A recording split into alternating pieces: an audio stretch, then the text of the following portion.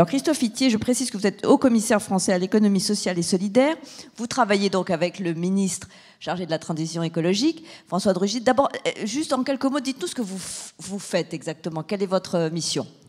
En quelques mots, merci du challenge. D'abord, je suis ravi d'être parmi vous aujourd'hui pour parler de l'économie sociale et solidaire, puisque mon portefeuille ministériel est au cœur de votre préoccupation quand on parle d'économie positive. Il se trouve qu'en France, en Europe, dans le monde, il y a des entreprises qui en font la démonstration tous les jours, sous des formes diverses. La question n'est pas celle des statuts et des formes que prend cette économie, mais plutôt de l'impact positif qu'elle a sur l'environnement, sur les problèmes sociétaux. Et donc, ma mission dans ce cadre-là, c'est de créer les conditions pour le développement au national et à l'international de cette économie qui, tous les jours, répond aux problématiques de nos citoyens, aussi bien en France que par le monde.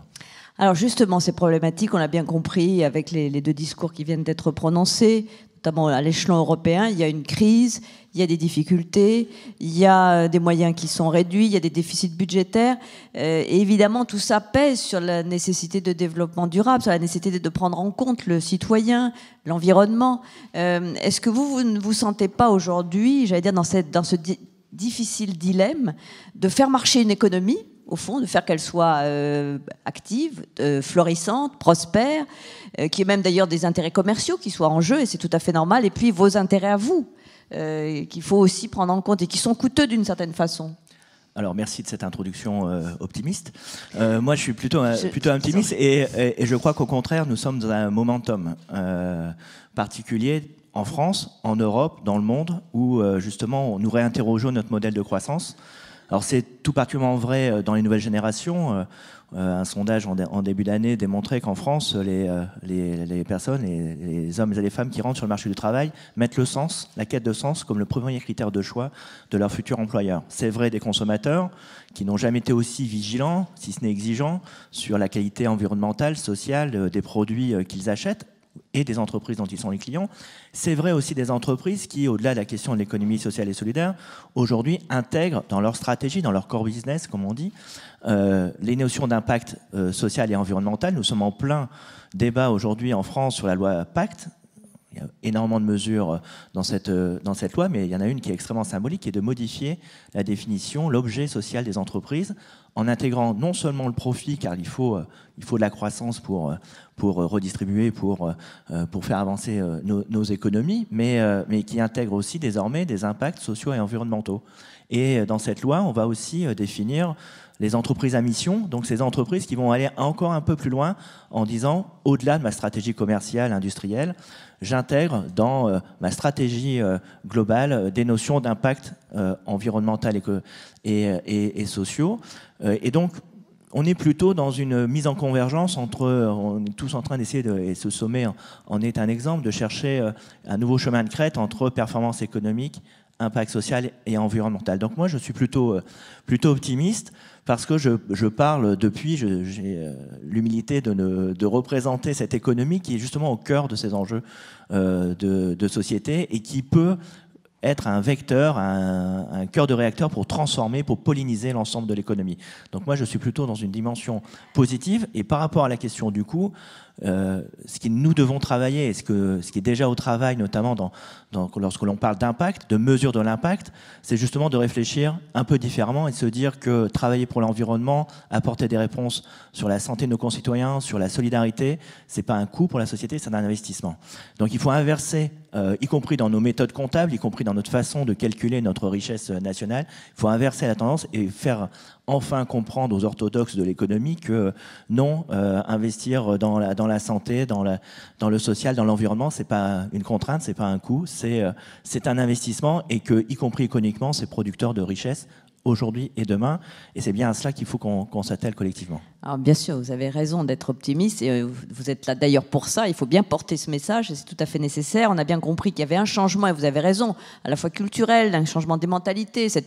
Au fond, ces objectifs environnementaux et de développement durable, ils sont passés à peu près dans nos sociétés, ou en tout cas dans les jeunes générations qui vont nous succéder. Mais quid des politiques? Pardon de vous poser cette question et je pense que vous pouvez y répondre sans langue de bois, parce que vous travaillez au ministère ministère, mais est-ce qu'il ne faudrait pas... on a bien vu avec le départ de Nicolas Hulot, on ne peut pas ne pas en parler, mais est-ce que les hommes sont assez... Ceux qui vous entourent ont une volonté suffisante ? Alors, vous dire que c'est facile, ça serait pour le coup faire de la langue de bois et je ne serais pas très crédible. Évidemment, c'est compliqué. Évidemment, tout le monde n'est pas convaincu. Ici, nous sommes en territoire quasi conquis. Je pense que tout le monde est convaincu de la cause, mais il y a encore à conquérir, à convaincre et aussi à redéfinir la place des pouvoirs publics. En fait, on est si on croit en cette économie, si on croit à l'innovation sociale, si on croit à la transformation environnementale et sociale de nos économies, il faut que les pouvoirs publics abandonnent une part de pouvoir. Et moi, ce que j'essaie de porter dans les politiques publiques au niveau de la France, mais que nous allons porter aussi au niveau international, j'y viendrai juste après, c'est justement de redéfinir nos politiques publiques en laissant plus de place à ceux qui innovent, parce que bien souvent nos politiques publiques sont des politiques, comme je dis, de prêt-à-porter, alors que pour résoudre les problématiques qui sont pourtant endémiques, c'est du sur-mesure qu'il nous faut. Et pour faire du sur-mesure, c'est la société civile, ce sont les entreprises classiques, ESS, les associations, les collectivités qui doivent et qui ont déjà imaginé des solutions. Et tout l'enjeu des politiques que je porte, c'est de faire en sorte de créer un écosystème, y compris dans nos politiques publiques, d'abandon de contrôle pour permettre à ces innovations de révéler toute leur puissance de transformation. Et cette réflexion et cette ambition qui est complexe, hein, c'est vraiment un changement profond de culture aussi au niveau des pouvoirs publics. Ce changement est partagé au niveau international. J'étais avec le président de la République à l'ONU, à l'Assemblée générale de l'ONU en fin septembre. J'étais au Luxembourg avec les États membres qui se réunissent autour de la déclaration du Luxembourg, qui est un peu la déclaration fondatrice de cette économie de l'innovation sociale au niveau européen. Et tous font le même constat.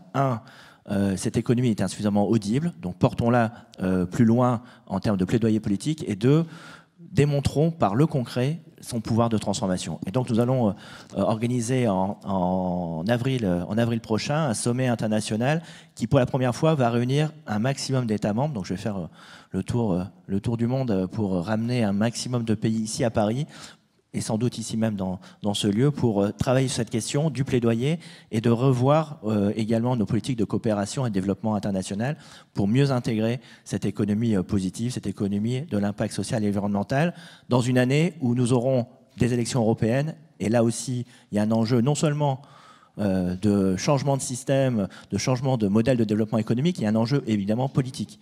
Nos citoyens qui se désariment de l'intérêt général, qui se désarriment du projet européen, c'est cette économie positive qui va pouvoir les réarrimer dans le concret, par le langage de la preuve, à cette notion d'intérêt général et donc combattre ce risque de fragmentation, de rupture, de populisme auquel est confrontée l'Europe. Et nous aurons aussi à en dire au sommet des deux rives en juillet prochain, qui se tiendra à Marseille, justement sur les coopérations sur le bassin méditerranéen. Et là aussi, le défi migratoire est au cœur de nos enjeux. Et je vais en terminer là parce que je vois des gros yeux qui me font des appels de phare. Et enfin, nous aurons aussi à en dire au moment du G7. Ça a été dit par le ministre Le Drian. Nous allons, au-delà du One Planet Summit, faire monter un événement autour de l'innovation sociale pour démontrer aussi que cette innovation sociale est au cœur du modèle de développement de nos économies modernes. Alors, vous nous donnez la transition. Merci infiniment, Christophe Itier, d'être intervenu.